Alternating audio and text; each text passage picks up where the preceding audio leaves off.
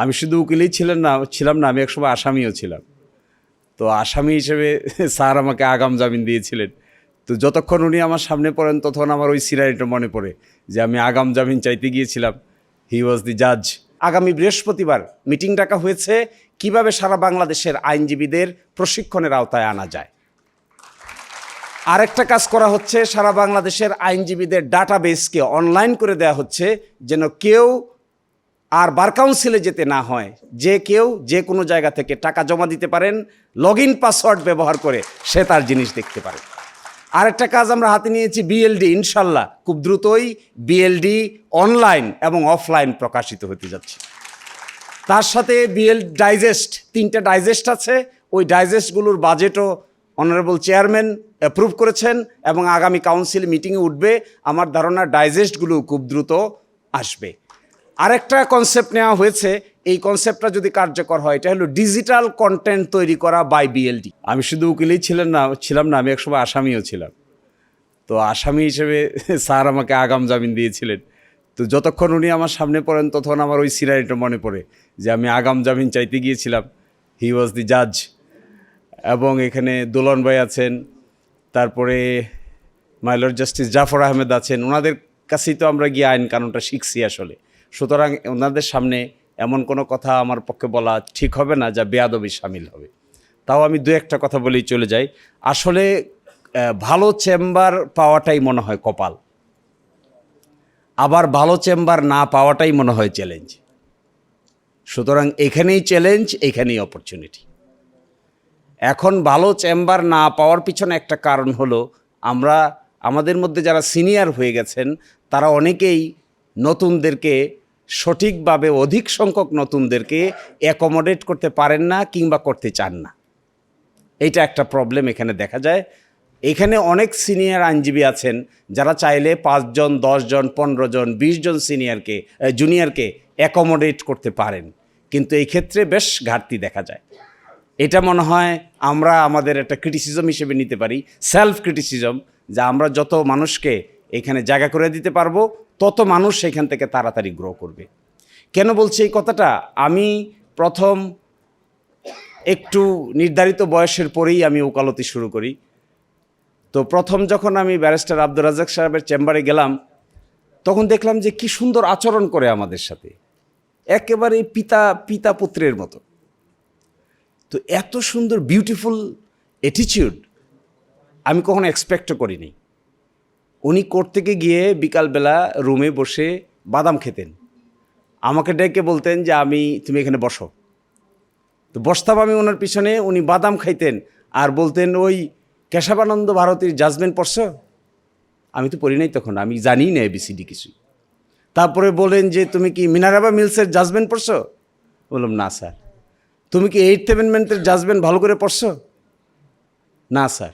তুমি কি letters pattern সম্পর্কে ভালো জানো? না স্যার। তখন আমি বুঝলাম উনি আমাকে এত প্রশ্ন করে কেন। এর অর্থ হলো উনি এক্সপেক্ট করেন যে আমি এগুলো জানি, কিন্তু বাস্তবে তো আমি জানি না। তাড়াতাড়ি গিয়ে বের হয়ে আমি আহসান ভাইয়ের কাছে যেতাম, ইমরান ভাইয়ের কাছে যেতাম, স্যার এটা বলছেন, এখন আমার কি করণীয়? বলছে এটা অমুক জায়গায় আছে, বাইর করেন, স্পেশাল ইস্যু বের হয়েছে কেশবানন্দী ভারতী কেসের, ওইটা বসে বসে পড়ো। এবং আমার মনে আছে প্রথম 7 বছর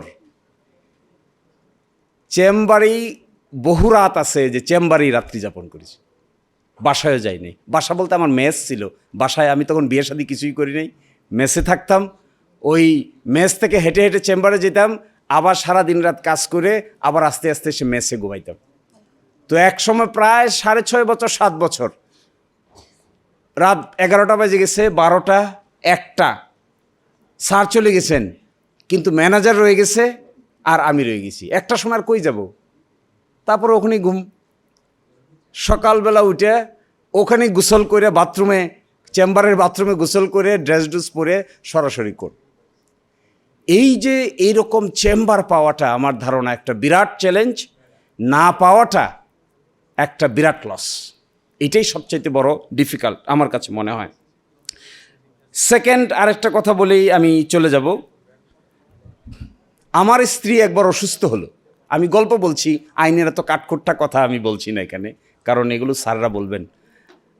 আমার স্ত্রী একবার অসুস্থ হলো, গর্ভপাতজনিত অসুস্থতা, স্কয়ার হাসপাতালে ভর্তি হলো আমার প্রথম বাচ্চা জন্ম নেওয়ার সময়। আমি স্যারকে শুধু ফোন করে জানাইলাম, আধা ঘন্টা পরে দেখি উনি হাসপাতালে হাজির। বললাম, স্যার আমাকে জানাই আসেন নাই কেন? বলছে, তোমার কি অবস্থা এটা আমি জানতে আসছি হাসপাতালে। 4 দিন হাসপাতালে ছিলাম, 4 দিনে অন্তত 100 বার কল দিতেন একটু পরে পরে, এখন কি হলো, বাচ্চাটা ঠিক আছে তো, সব ঠিক আছে, তুমি এখন আসার দরকার নাই। হঠাৎ করে আমাকে বললেন, পরশুদিন তুমি আমার সাথে দেখা করবা। আমি কি বাসায় দেখা করলাম, ধানমন্ডির বাসায়। উনি আমার হাতে একটা প্যাকেট দিলে, প্যাকেট খুলে দেখি আমি 2.25 লক্ষ টাকা। তো আমি তো ছোট মানুষ, 2.25 লক্ষ টাকা তো আমার কাছে বিরাট টাকা তখন। তো 2.25 লক্ষ টাকা, স্যার এত টাকা? বলছে, এটা দিয়া তোমার স্ত্রীর চিকিৎসা খরচটা মিটাব। এইরকম সিনিয়র না পাইলে, এরকম বাবাদের মতো হার্ট ফেল্ট না পাইলে এই প্রফেশনে বড় হওয়াটা বড়ই কঠিন। আরেকটা বিখ্যাত লোকের কথা না বললেই নয়, খন্দকার মাহবুব হোসেন।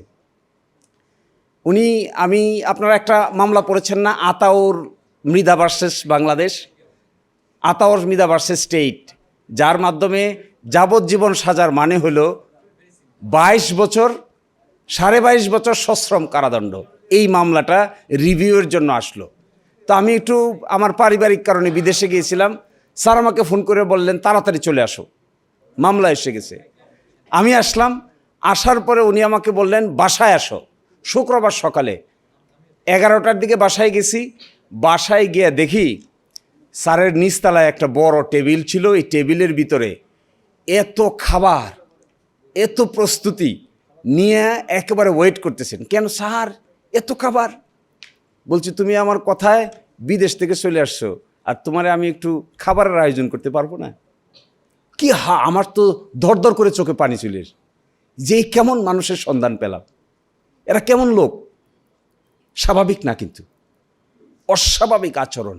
এই ওয়ার্ম হার্ট ফেল্ট আচরণটা না পাইলে, সিনিয়র এরকম না পাইলে জুনিয়র হিসেবে গড়ে ওঠা ইজ ভেরি ডিফিকাল্ট। এটা আমার ফিলিংস, অন্যজনের ফিলিংস অন্যটা হইতে পারে। আমি একটা ছোট্ট ঘটনা বলেই শেষ করে চলে যাই। My lord justice Jafar Ahmed, তিনি তখন 7 নম্বর কোর্টে বসতেন, মেইন 9 নম্বর কোর্টে, মেইনের 9 নম্বর কোর্টে। এই কথা আমি আরও অনেক জায়গায় বলেছি। একটা মাদকের মামলা নিয়ে গেছে, মেয়েটার নাম ছিল মতি মাতবর। তো মতি মাতবরের 5 বছরের সাজা হয়েছিল নিম্ন আদালতে। আপিলে গেছে, আপিলে গিয়েও 5 বছরের সাজা বহাল আছে। রিভিশনে এসে বেইল পাইছে। এই রিভিশন মোকদ্দমাটা শুনানির জন্য আসছে। মাই লর্ড জাস্টিসকে আমি কনভিন্স করতে পারছিলাম না যে আমাকে খালাস দিবেন, কারণ খালাস পাওয়ার মতো কোনো গ্রাউন্ড নাই। তার মানে তো সাজা কনফার্ম। সাজা কনফার্ম হলে আমাকে আবার সারেন্ডার করতে হবে, সারেন্ডার করে তারপরে আপিলের ডিভিশনে আপিল দায়ের করতে হবে, তখন বেল নিতে হবে।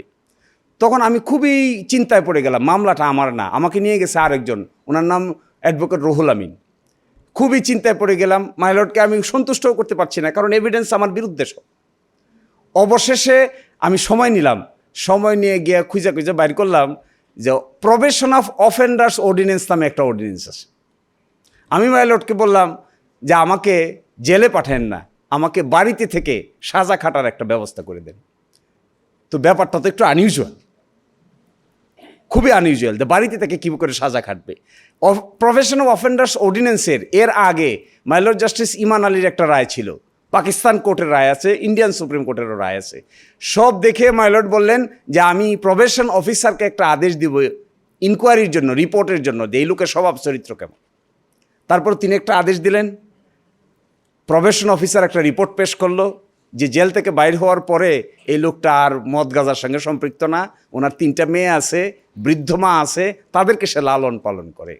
মাই লর্ড জাস্টিস তারপরে এটা সন্তুষ্ট হয়ে ওই ভদ্রলোককে, মতি মাতবরকে 2 বছরের জন্য প্রবেশন দিয়ে বাড়িতে থেকে 3 সন্তানকে লালন পালন করে বিয়ে দেওয়া, বৃদ্ধ মাকে লালন পালন করা, পারিবারিক দায়িত্ব পালন করা, এই সমস্ত শর্তে প্রবেশন হিসেবে 2 বছরের জন্য বাড়িতে থেকে সাজা পরিপূর্ণ করার আদেশ দিলেন। এবং ওই জায়গার ভিতরে উনি একটা সেন্টেন্স লিখলেন, আমি মাঝে মাঝে সেন্টেন্সটা বাইর করে পড়ি, আমার জুনিয়রকে দেখাই। যখন আমি আটকে গেলাম যে আমি তো সাজা খেয়ে যাচ্ছি, তখন মাই লর্ড লিখেছেন, the learned lawyer of the petitioner did not give up. যখন আমি দেখলাম হেরে যাচ্ছি, তখন ছাড়ি নাই। আবার মাই লর্ড এই কথাটা এখানে লিখেছেন, the learned lawyer of the petitioner did not give up. It is a huge inspiration for a lawyer. তো আমার বার কাউন্সিল সম্পর্কে আমাদের ওয়াসিম ভাই আছেন, উনি বলবেন, ওনারা সিনিয়র, আমি তো এখানে জুনিয়র মানুষ হিসেবে গেছি, পিছনে থেকে শুধু দেখি। তবে 2-4টা কাজ করা হচ্ছে। একটা হলো আগামী বৃহস্পতিবার মিটিং ডাকা হয়েছে কিভাবে সারা বাংলাদেশের আইনজীবীদের প্রশিক্ষণের আওতায় আনা যায়। আরেকটা কাজ করা হচ্ছে, সারা বাংলাদেশের আইনজীবীদের ডাটাবেসকে অনলাইন করে দেওয়া হচ্ছে, যেন কেউ আর বার কাউন্সিলে যেতে না হয়, যে কেউ যে কোনো জায়গা থেকে টাকা জমা দিতে পারেন, লগ ইন পাসওয়ার্ড ব্যবহার করে সে তার জিনিস দেখতে পারে।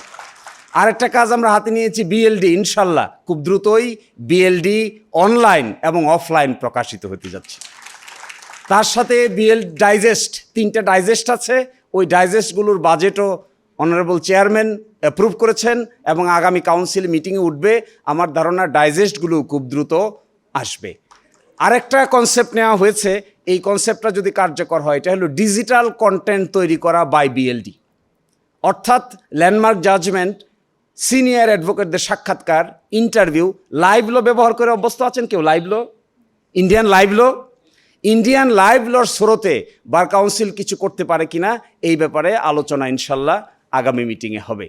আর এটা আমার জুরিসডিকশনের মধ্যে পড়ে, আমি যে কমিটিতে আছি। এরপরেও একাডেমিকভাবে সিলেবাস সংশোধনের জন্য কমিটি হয়েছে। আগামী বৃহস্পতিবার এই কমিটির মিটিং আছে সিলেবাস সংশোধন করার জন্য।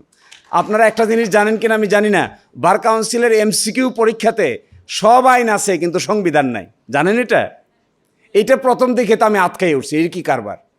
বার কাউন্সিলের মিটিংয়ে প্রশ্ন আসলো যে প্রশ্ন হয় এমসিকিউ কিসে থেকে? এমসিকিউ প্রশ্ন হয় penal code, CrPC, CPC, limitation act, SR. সংবিধান নাই, সংবিধান থেকে কোনো প্রশ্ন আসে না, কারণ সংবিধান ওখানে সিলেবাসের অন্তর্ভুক্তই নাই। ইনশাল্লাহ আগামী পরীক্ষা থেকেই সংবিধান সেখানে অন্তর্ভুক্ত হবে। তো আমি অনেক কথা বলেছি, আমার কথায় যদি কোনো বেয়াদবি হয়ে থাকে লার্নের সিরিয়ানরা আমাকে মাফ করে দিবেন। সকলকে অসংখ্য ধন্যবাদ।